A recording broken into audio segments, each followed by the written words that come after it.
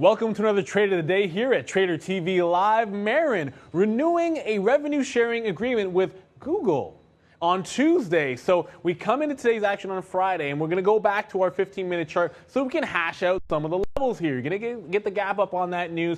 Strong move, and it's what happened in the aftermath that I'm going to be the most concerned with, because you do make an obvious channel at the very top. It was trying to respect and hold a 970 up to about 11.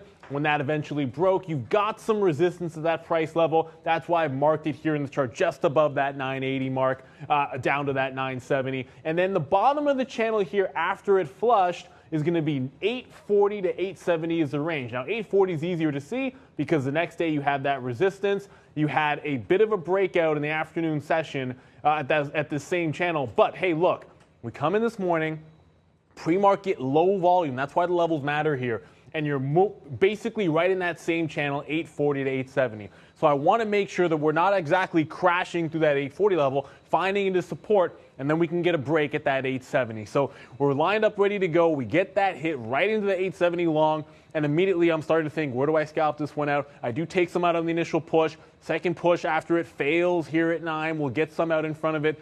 And then you're off to the races. Admittedly, I was looking at that top channel of resistance. I was kind of thinking you'd put in a lower high after such a strong sell-off through that $10 970 range that I wanted to cover in front of that line. So in this particular case, I do give some up in front of that when it rejects that 980 level, and we cover it, we're out of the trade. But this is almost a two-parter, because look how great this is. Like, we get a move into the upside, and this is my mistake, getting some short on this consolidation, because I like shorting consolidations. I get out right away with a tight stop and wait.